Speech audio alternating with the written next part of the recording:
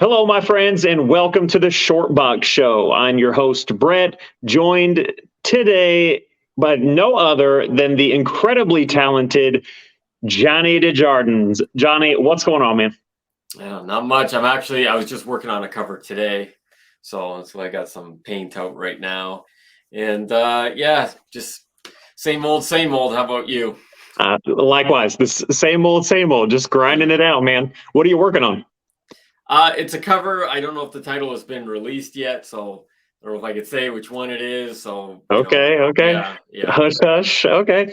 So I brought you on today because one, you're amazing. You're really good at what you do. And two, I have questions, man. And I know a lot of other people do too. So, I just kind of want to get into it and kind of find out who is Johnny Desjardins. So, let's go back a little bit.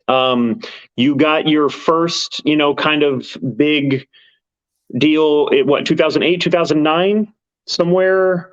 2008, I'd say. 2008. I think that was my first published works. Well, I mean, like whenever Ultimatum came out, so the Dave Finch Ultimatum series, like I did backgrounds assistant on that. So the first panel, if you look up or open the Ultimatum series, the first panel of New York, that was pretty much my first panel ever. And then on the second page, it's Tony Stark's Brownstone. So that was like my second panel I ever did. And the first panel that was there, the one of New York, that took me 3 weeks to do that small panel. It's only, this big. So, and then the second panel, I think that took me like 2.5 weeks. At that point, I was like getting a little bit faster. I remember that. So, and then after that, I started working with Dynamite, and I think it was Red Sonja. Number 50 is the first book I ever did, and RoboCop #1. They were done at like the same time. I believe RoboCop came out before Red Sonja did. So I need to get my hands on that RoboCop #1 and get that signed, is what you're telling. That'd be worth a lot, is what you're telling me. Yeah, it was a really rare one too, and it was really frustrating at the time because it was like my first cover, but it was a 1 in maybe 100 or something like that. So there are not a lot of them floating around. Period. So, okay. And then there was a sketch one as well. So the sketch one, I don't even know what number that was. Like I've only signed a couple of them ever. Okay, so yeah, we're down. Okay, I'm going to write that down. Yeah. Okay, add that to the search list. Okay, so all right, that was going to be the first question. What was your first published work? So let's go just before that. Before an artist makes it big, they have what we call the struggling artist phase. Why don't you tell us about your struggling artist phase? What did that look like? You talking about like before I started working with Dave, or like before 2000? Yeah, so like before 2008, before you finally, hit your stride and got published and all that stuff. Well, I'll say across the board, it's been a struggle the entire career. Like it never feels like there's been an easy point, at least as of yet. Funny enough, like every day feels like a struggle still. All right. And I don't let off the gas either. But before I met Dave, I was, it was a different time back in 2007 because YouTube wasn't popping off like it is. So you couldn't see interviews with artists. You didn't have stuff like this, right? I mean, it was a lot different. So much has changed in the last, let's say, decade. So it was hard to find information on what you had to do to become a professional artist. There was no tutorials like there is today. So I was doing everything I thought I needed to do. So studying anatomy, perspective, storytelling to the best of my ability. But I'd still argue if you can't draw and you can't do perspective, you can't do storytelling. So you really need to be able to draw before you worry about doing storytelling. That's how I've always felt. I was working, 40 hours a week doing that. I'd say less than that. Actually, it's probably like 20 hours a week drawing, which it felt like a lot. And when I started working with Dave, I mean, it was over 40 hours a week of studying, working on his backgrounds, and then, putting together my portfolio. Okay. So no, eating week-old pizza in a room with 5 other artists, no. Sleeping on a mattress on the floor. No, I never had anything like that. Okay. But like, yeah, again, I would say the struggle always has been there, and maybe it's burned into me to keep pushing and to never let up, because I don't ever want to become complacent at all. You know what I Right. mean? So yeah. No, I feel you. Yeah. So, okay. And so let's talk about the relationship with Dave a little bit. Like, Mhm. how did that transpire? And like, like who messaged who first, and kind of like what does that look like now as opposed to when it did back then? No, we're from the same city, so Okay. again, he moved recently, but it's not that far away. Like, it's still the same area. So he was at the mall doing something. I don't know what it was. It was some like charity thing or something like that. And I was a fan of his work. I followed him, obviously. I love his work. And I started talking to him. I said, "Hey, if I go home, bring my portfolio back, will you check it out?" He said, "Sure, no problem." And then he was impressed. He gave me his number. I went to his house, and then it's been however many years now, since 2007, I think. So, well, And I've been coming around the same age as his child, because I remember Meredith was pregnant at the time. So that's how we gauge how long I've been coming around Isaac. So, yeah. okay. And so how does that work? Like, he comes to you and says, "Hey, I got something," or you go to him, or how does that? What do you mean? Like, how did the whole almost like apprenticeship start type Yeah, thing? sure. Well, it's just he would give me little tips, and I would just keep coming back, and I would, I took it very seriously.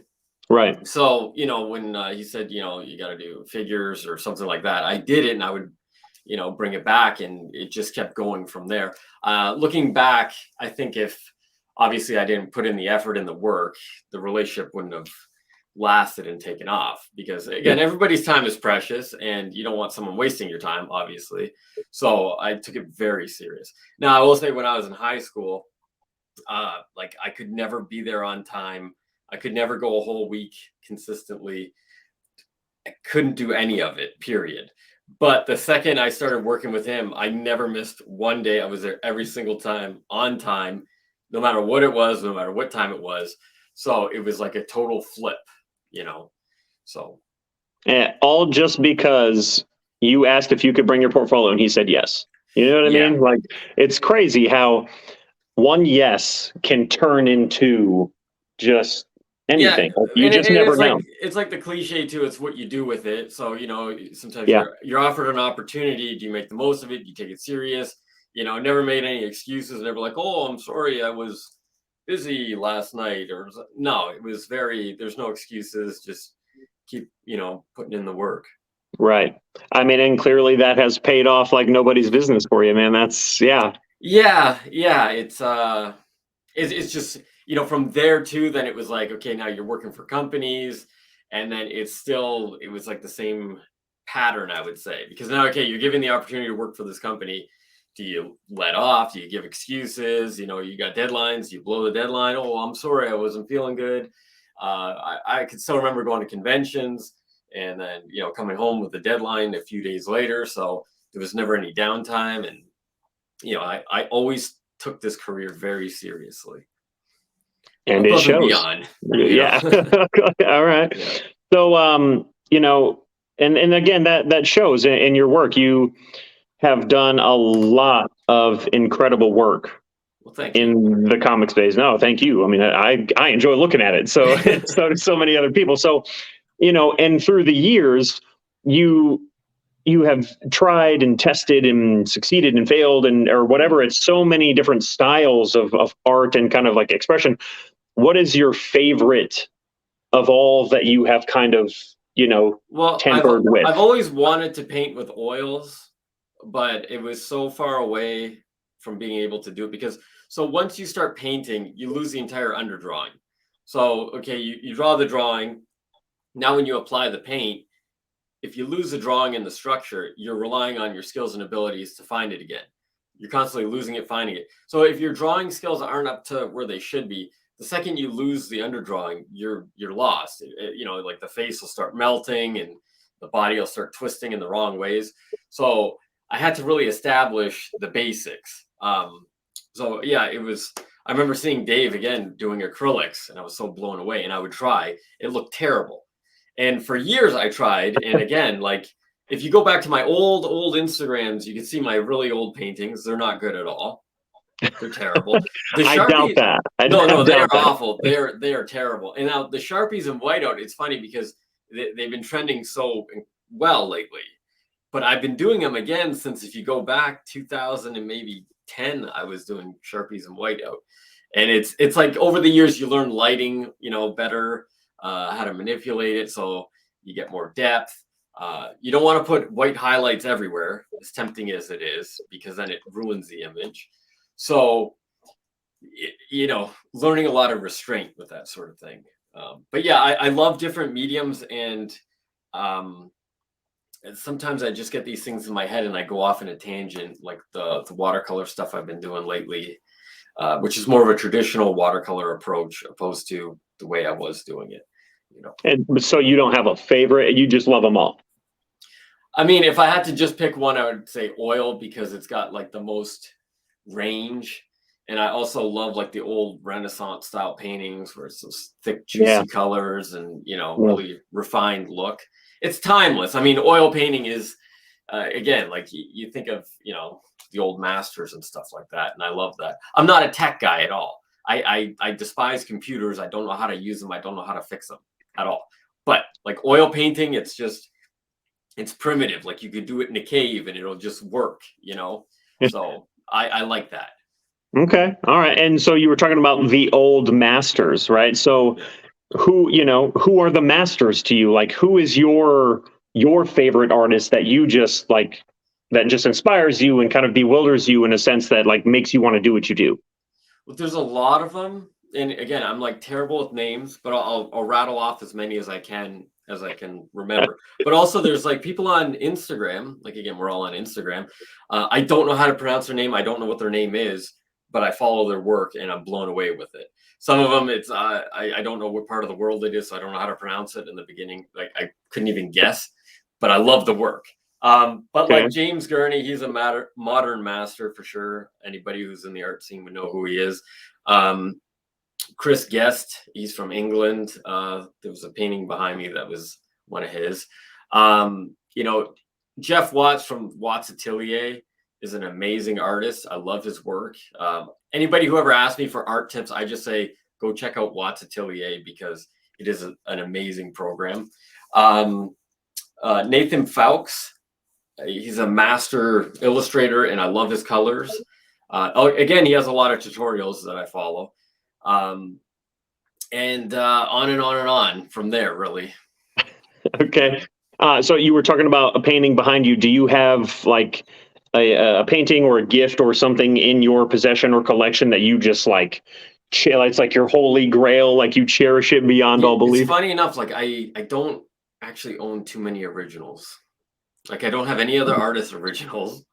I've got a bunch of pages that like Dave's hand has been on, or like we've worked on pages together and stuff like that. I definitely don't have any artist paintings at all, which I would love to get some. Some of them are really expensive, Yeah. And, yeah. So I can't really attain those just yet, but in time, hopefully. But yeah, like Bill Sienkiewicz has a lot of amazing stuff. He's got such an awesome style. Love his work. It's really nice to hear you say that you also can't afford some of the really, not that I, I don't want you to be able to afford stuff, but it's nice to hear that you also can't afford some of the really great work that's out there. That's comforting. Thank you. Okay. Well, yeah. And especially like when you start going to like the fine artist painters, like the gallery artists, those prices are insanely expensive, into hundreds and hundreds of thousands. Yeah, I mean, I cannot afford that right now. Not even close. Yep. No. Greg Simkins, though, is another huge influence of mine. He goes by like Crayola. You should check out his work. It is just beautiful, amazing. He's probably one of the best acrylic painters out there right now. He does fine art and stuff like that. I watch every single YouTube video he puts out, and very much inspired by his work. That's awesome. Okay, so you were talking about how you have some of your your work that you and Dave have done or whatever, like, is there any work of yours that you have that you just refuse to sell? Like, you're just going to keep it for you because it means a lot to you?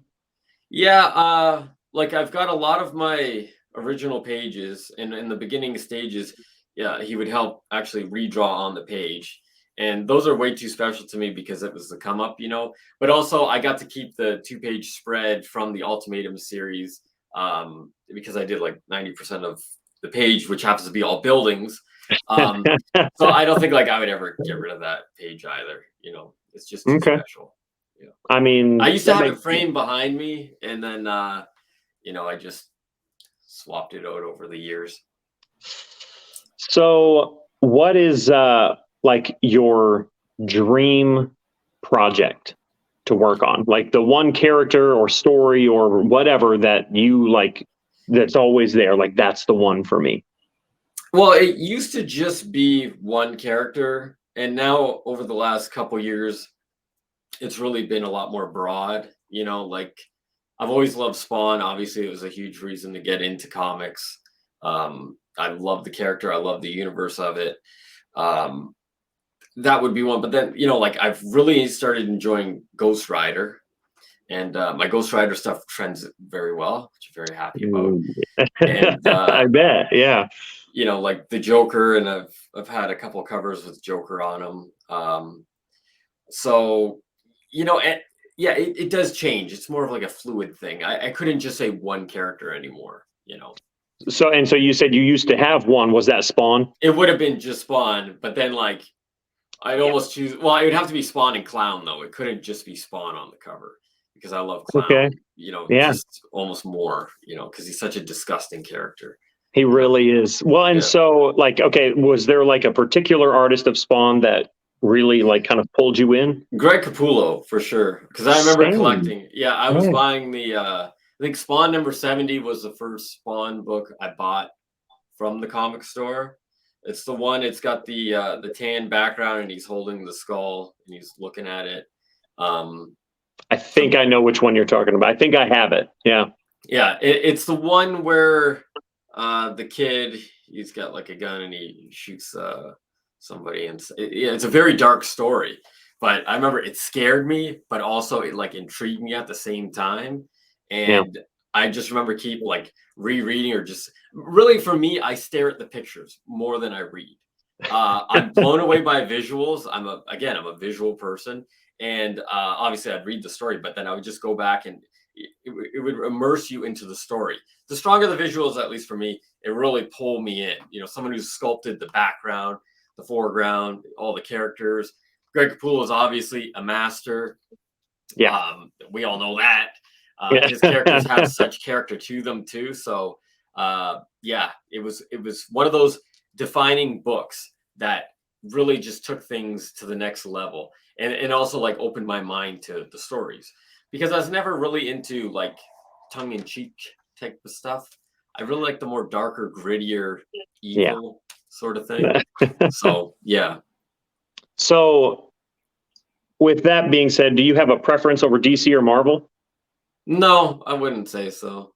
Really? See, I've always been more of a DC person for that reason that you just stated. I always felt like it was a little bit more adult in some aspects, and it was kind of, a little bit more grittier for me personally. But I could not agree more that Greg Capullo on Spawn. I mean, Yeah.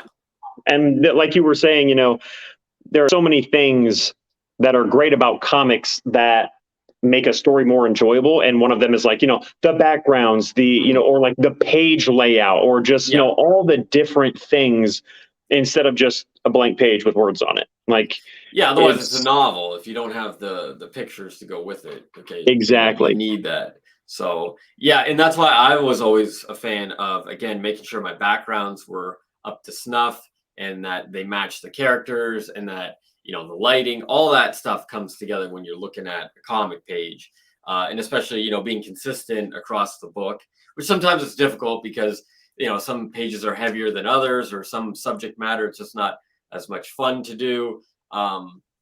So yeah, I always wanted to bring people into my world. And now with paintings, again, it's the same concept. Just you can do so much more with color and texture, and the sky's the limit with painting. Oh, for sure. So, and now that since we're talking about Spawn, you have done like 4 or 5 Spawn covers lately, right? Oh, the sketch covers. Yeah. So what's the deal with that? How did that come about? What's going on with that? They're beautiful, by the way. Thanks. Yeah, I always enjoyed doing them, and I just finished another cover a couple weeks or the day before I started doing those. So normally after I'm done a cover, because some of my covers will take like 4 weeks to do, I want to refresh the palette and just do something for myself. So I'll just go on a bit of a kick of whatever I've been feeling or thinking. I'll do notes on my phone. I'll do little layouts of like the concept I have in my head, and then I want to put it out there. I don't want to just do like production line sketches. You know what I mean? There's nothing wrong with that.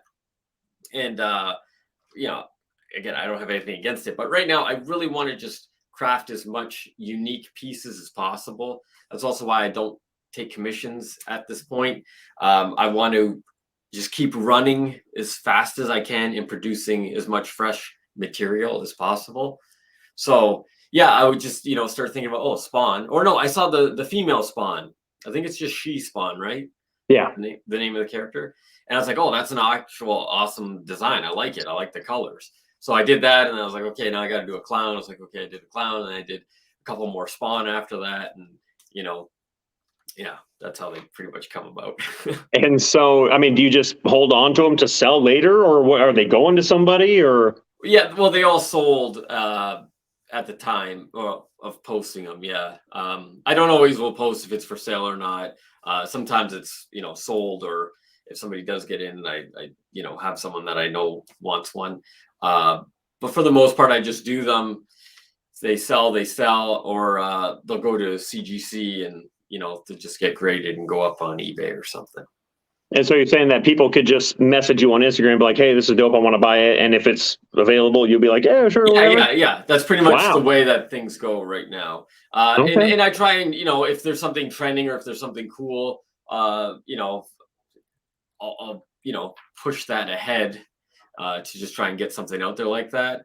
It's also more difficult because, again, when you start taking commissions, it's not just, okay, I want a Batman. Okay, here you go. Sometimes if somebody wants to ship a blank, which takes a couple weeks, sometimes they want to go back and forth on a concept, which it takes time, and I understand that. But it's just a lot to take on right now, opposed to, okay, I feel like drawing Daredevil right now. I'll just do a Daredevil. You know what I mean? Or I feel like doing a Spawn. Okay, I'll do a Spawn. So, and then, pricing. Oh, what's this price? What's that price? I don't know. It's just, I have too many styles, too many, price point. It's just too difficult, because I'll just say, okay, I'll do a head, but somebody will say, okay, well, I want a torso. Well, I don't know. It's just too much cutting of the pie. At that point, I just, draw a blank. And so how do you end up figuring that out? Like, do you reach out to someone who kind of tells you what something that you do is worth, or do you just kind of? I still, I'll just send the blanks to like Dan from One Stop Comic Shop, who I do a lot with. I've been doing books with him for several years now. Or I'll send it to Hank over at Bulletproof Comics, and I just say, okay, here, just put this up on your auction, and it'll just go from there. That way, it's a lot easier. I don't have to think about anything. And I think the less overthinking stuff, at least for me, and I can just let things flow, the better. The second you start breaking down, thinking, planning, it becomes more like work, which it's not as much fun. You know what I mean? Yeah. Because when you're doing covers and there's so much that you have to get approved, you have to send it to this person, you have to send it to that person, this creative team has to give a green light, they have a note. It's very, it weighs on you. Yeah, it's funny. I fully understand where you kind of draw that line between fun and work. Like, I know all about that. I was doing YouTube videos and stuff. Like, I always want it to be fun, and so I'm very careful about like what I choose to get involved in and what I choose to do with the channel to keep it fun and not make it feel like, oh, okay, here we go, so I totally get that. So go ahead. Well, again, I'm always trying to grow, And over the last couple of years, especially, I can look back and I can see some real growth. I stick to the formula that I've been doing over the years. So I don't want to break that rhythm. And I want to keep this rhythm going as long as possible, Right. because the most important thing for me above any sort of, financial thing is the quality of the work. I just want to keep growing, fresh, new, so yeah. Yeah. And you know what? I'm looking forward to that. I think it's gonna, I mean, really, it's so cool to see the evolution of any kind of creative process. You know what I mean? Mhm. Like the Marvel Cinematic Universe, like look at Iron Man 1 versus, Spider-Man No Way Yeah. Home. Like, it's just so cool. And like, and artists just like yourself, like it's so cool to watch the process. And Yes. just when you think it can't get better, it gets better Oh every yeah, time. hopefully it does. But also, it obviously comes with a lot of sacrifice. And again, if I Yeah. was just all about the money, I would say yes to every last commission, every last sketch.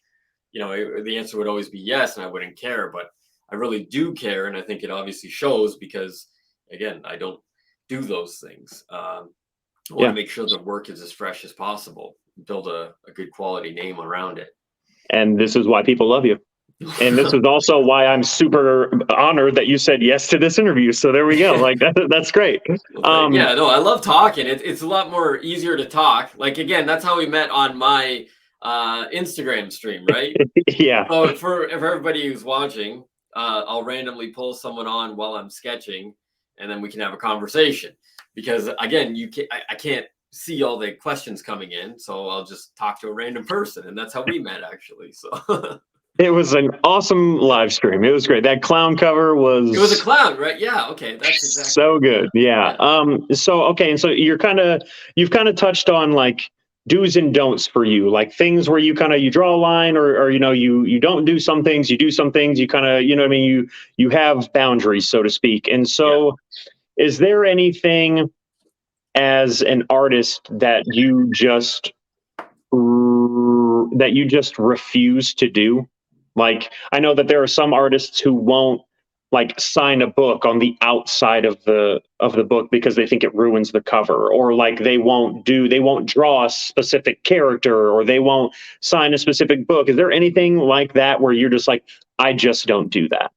No, I don't have anything like that. When it comes to signing, I do make sure that it doesn't get in the way of anything because I am a bit of a stickler for that. Like, I don't do a really big signature. I like it to be tasteful. I try and match the color to the colors on the book, especially with like the palette knife pieces, because it's extremely vibrant colors and you got to choose the right color to go with the book.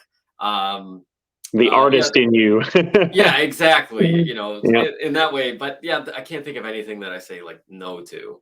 I will say no to doing a variant if I just don't feel like I can bring anything to it. I've been very, uh, I had a great couple of years of so many people reaching out to me asking me to do variants. But if I don't feel like I can bring anything to the character, I'll just pass on it because again, like I don't want to produce something that I don't, feel like I can bring something to and just have like a lackluster cover and stuff like that. So that's about it. If I'm just looking at something like I'm sorry, I can't do nothing with that. I'd rather say that than produce a cover for someone and it just, doesn't Right. feel like it's got some soul. I find that so interesting that you would kind of have those moments where you're like, nah, like I can't do it. Like I feel like, because like as an artist, like isn't it like it's almost like that's part of the passion, is like being able to take something and make something, or like make it you, or make more out of it. Like isn't Yeah, that kind but of if you can, but there's some that it's just like I don't feel like there's anything that'll be brought to this.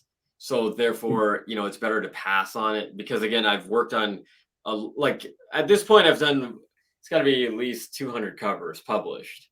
So I remember when I was working with Dynamite, it was around 100, and that was years ago. And so Jesus. I've done a lot of covers. It's just funny how, over the last, 4 years or whatever, especially the last 2 years, a lot has changed. But I've got a lot of product over there over the time, and you just learn what you can kind of vibe with and what you can't. And covers that are really struggle, it's not fun. I feel like you can see the passion in covers that do better than others. Um, And a lot like with the palette knife works, a lot of people have reached out with those, and some characters, like as of right now, I just can't translate that to the style. It just won't click. It doesn't work. So I just say no. I'm Hmm. sorry, I can't. And again, that goes back to the sacrifice of it, and Yeah. you know, not saying yes to everything just to have money. So off the top of your head, can you think of the last thing that you turned down? I can't think of the last thing I turned down. No. And I'm just also terrible with names. I'll say, can you send me some reference of the character or the series, and I'll check it out and see. And again, like if we're talking about the retailer exclusives, if they're hoping to get a return on it, it can get very Mm, expensive, and I don't want to waste somebody's money and produce something that I don't feel like will be a good selling product and do well. So yeah. all right. So, you're not doing commissions, but people want your work. You're so busy kind of grinding and doing you right now. Right now it's May 2022. Yeah. What does the rest of the year look like for you? Like appearances, events, like where are people going to be able to find you, all that stuff. Well, I'll be in MegaCon in a couple weeks, so that's like the first real big thing. Also, with everything lifting and going back to normal, especially with travel. So I'm in Back to Canada. normal. Yeah. Yeah, so I'm in Canada. So like now we can cross over a lot easier and stuff like that. Before I couldn't, and I was supposed to be in New York, a couple months back, which is again a huge opportunity with Hank from Bulletproof Comics. And I wanted to go and meet him and everybody else, and I couldn't. It was very depressing. So I'm pretty sure that we'll be doing it this year. Um, there was other people that reached out a while back, and I turned down because I didn't think that I could. So hopefully there'll be more appearances coming up. And a lot of it's just kind of like swinging from one branch to the other. That's really how the last, I don't know how many years have been being freelance. And then like just trying to produce the best work as possible, growing the following, many collectors as possible and stuff like that. And so, how does that work for you? Like what, being in Canada, how does that affect you as an artist when, your big publishers or whatever are all not in Well, Canada? it's always been like that. Like I've only worked for U.S. companies like publishers and stuff like that. There really isn't any in Canada that I know of. So it's always just been remote. I mean, technically you can work anywhere around the world because you just email Right. the stuff in or you upload it and stuff like that. Yeah. So um, I'm used to that side of it. It's nice too though because like I said, you can be in Europe or you could be wherever and you can still just send the work in. So I So know a that lot of doesn't people. really make a difference for you. Like, well, but No, I guess with traveling to like conventions and stuff, I guess yeah, that would be the only time that it but would really yeah, that's the only affect you. time. But I mean, that affected everybody, and then especially like I've always wanted to do international conventions. I'd love to Ooh, go, okay. overseas somewhere, Yeah. like Dubai, anywhere over there. I wanted to do that so very badly, and hopefully the next year or so that could be possible. Is there a specific reason or event or something in the Dubai region that really gets you No, excited? just to I love meeting people, and I really the whole goal or whatnot is to have a worldwide presence, and there's only one way to really do that, and that's to meet people firsthand, or as many Mhm. interviews and stuff like that as possible, because that's how you get to know people. But you can never compare it to firsthand meeting someone in person at like a convention, because I've just seen the growth over the years of when I do a convention, just meeting people, talking, shaking people's hands, it goes so far. So if I could just do, a bunch of them over Europe, Asia, all those countries and stuff like that, it'd be great. Okay. I mean, I would love to see that. I mean, I think the world would benefit from seeing more of your work out there. I mean, if we don't get more Johnny covers, you know what I mean, then what are we doing? Like, what, you know? I like where your head's at. I mean, yeah, it's good. Yeah, hopefully, other people respect the work, and again, like, there's been a lot of growth over the last couple of years for sure, which I've been very happy about and thankful for. So yeah, I just want to keep that momentum going as much as possible. And so let's touch on that real quick. You have grown a lot, and you'll, as a creative, you will never think you're where you could or should be. So right now, what is like your biggest focus when it comes to your personal and creative growth? Well, nothing's ever good enough, and I've always been like that. It's never going to go away. Like, I can never see a day where I would just retire or say, okay, I'm good. Well, that's part of the profession, right? Like, as a creative, yeah. Oh, it is. Hopefully that people stick to that. Like, again, I'm trying to build something that lasts a lifetime, and make a good name in the industry. I don't ever want to be like a flash in the pan or anything like that. So I always go back to still the basics. Like, I do a ton of figure drawing to this day. So after I'm done a cover or something like that, and when I disappear off Instagram, Facebook, or social media, normally I'm doing figure drawing figures, just practice. I do anatomy, I do lighting, color tests, all that sort of thing. So I just do that. The same formula I was doing with Dave, I still revert back to. So, when I shut everything down and I'm just here studying, I'll go back to, okay, figures, because the figures have always are number one thing. Like, the figures have got to be on point.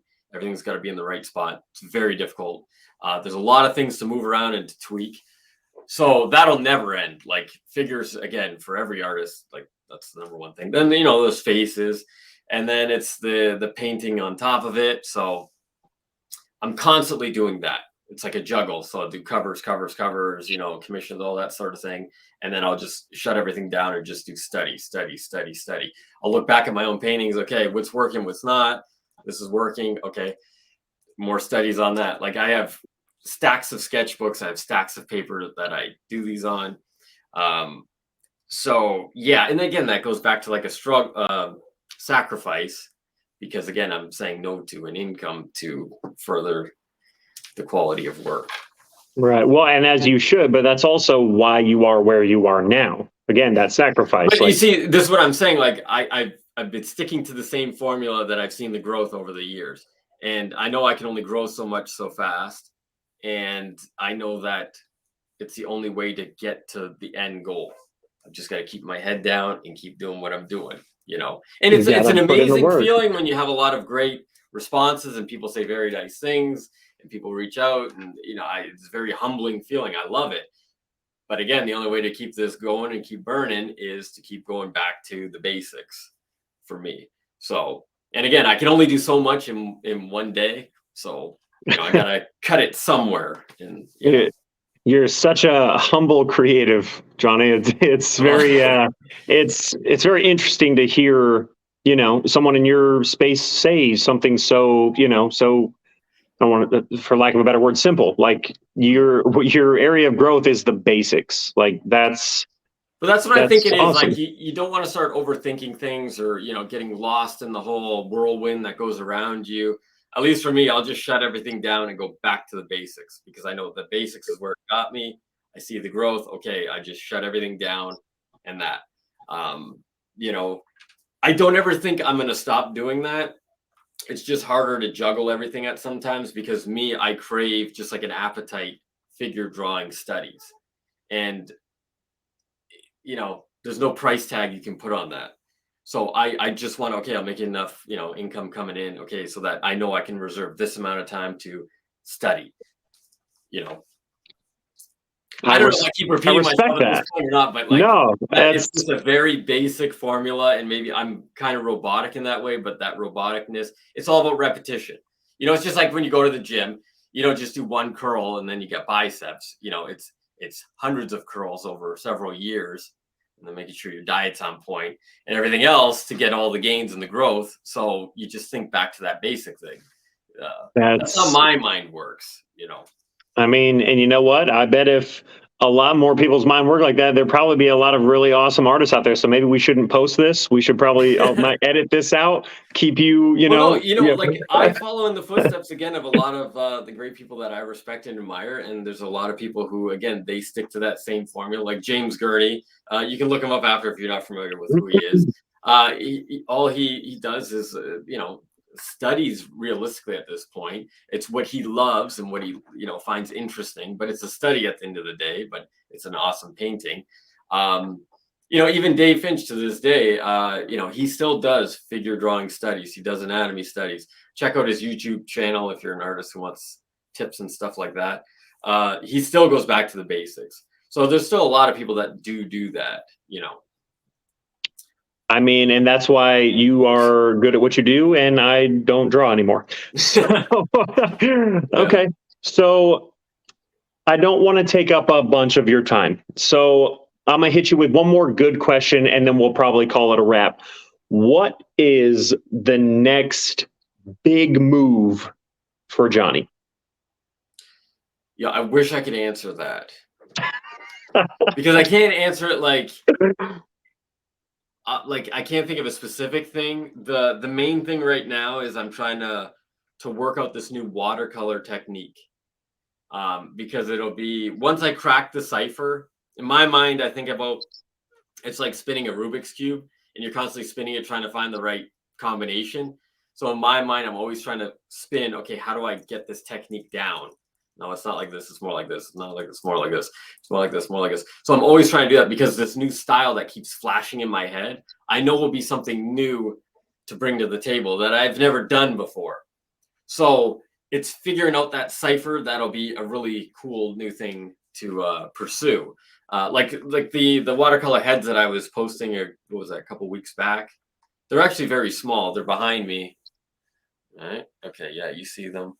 Oh yeah. Okay, so those were the initial tests, and then I've got ideas for figures and covers and stuff like that for it.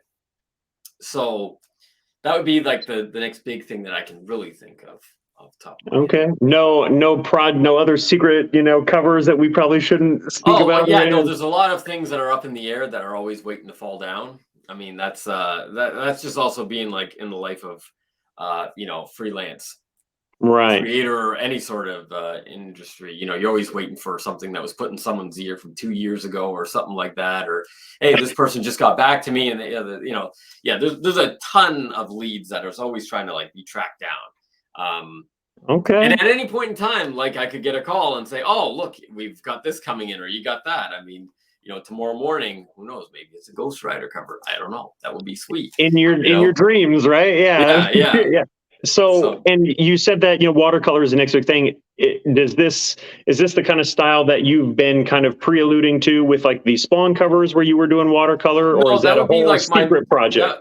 That would be my more just the way I've been doing watercolors over the last couple of years. It's not necessarily the traditional way of wet into wet, and especially on a blank sketch cover, you can't do heavy water on those because it'll warp. So it's very damp. It's not wet. And I've just figured out the way to get it down.